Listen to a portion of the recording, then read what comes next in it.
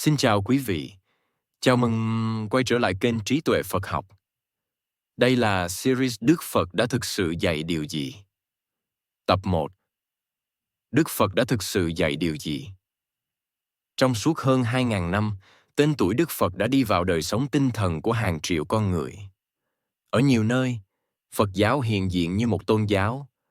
Ở nơi khác, Phật giáo lại được nhìn như một triết lý sống, một phương pháp tu tập, hay đơn giản là một con đường hướng nội để tìm sự an ổn.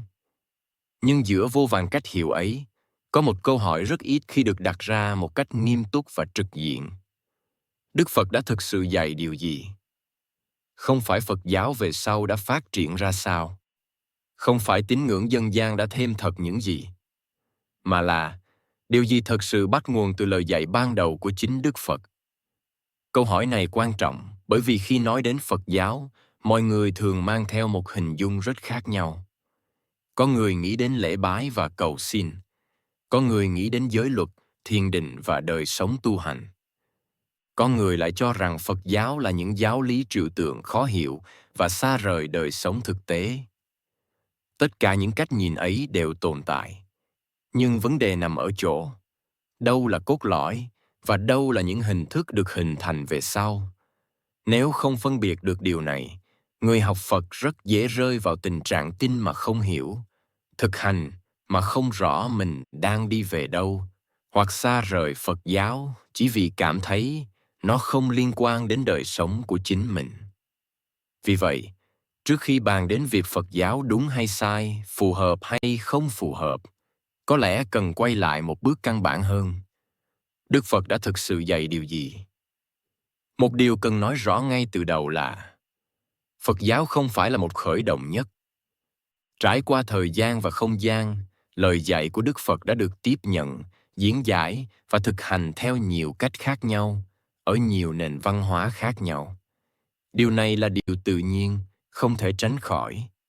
Nhưng chính vì vậy, nếu không quay về điểm khởi đầu, người học rất dễ nhầm lẫn giữa lời dạy cốt lõi và những cách diễn đạt được phát triển về sau.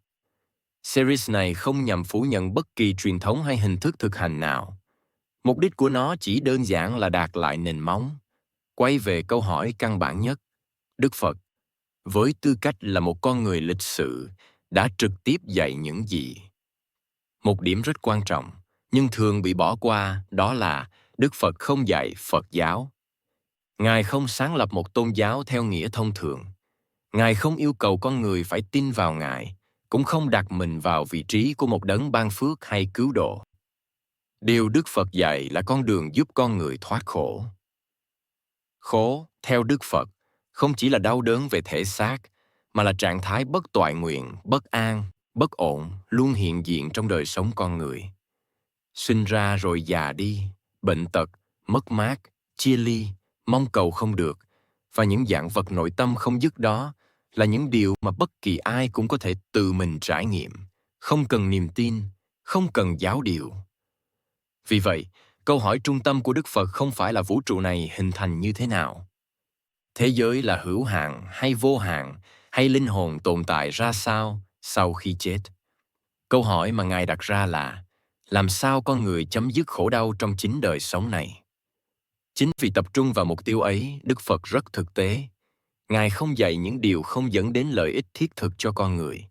Ngài cũng không khuyến khích việc chạy theo những vấn đề trừu tượng nếu chúng không giúp con người bớt khổ hơn, sống sáng suốt hơn, tự do hơn. Khi không hỏi lại câu hỏi gốc, người học Phật rất dễ đi lệch hướng.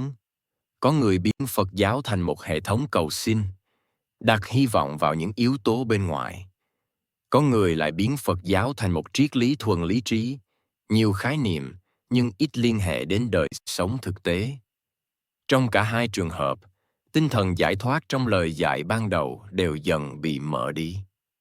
Vì vậy, việc hỏi lại câu hỏi, Đức Phật đã thực sự dạy điều gì? Không phải là sự hoài nghi hay phủ định, mà là một thái độ tôn trọng. Tôn trọng lời dạy của Đức Phật và tôn trọng chính khả năng hiểu biết của con người. Trong series này, chúng ta sẽ không bàn về nghi lễ hay tín ngưỡng. Chúng ta sẽ lần lượt làm rõ Đức Phật là ai và Ngài không phải là ai. Chánh pháp là gì? Cốt lõi lời dạy của Ngài nằm ở đâu? Vì sao Đức Phật nhấn mạnh việc tự kiểm chứng thay vì tin mù quáng?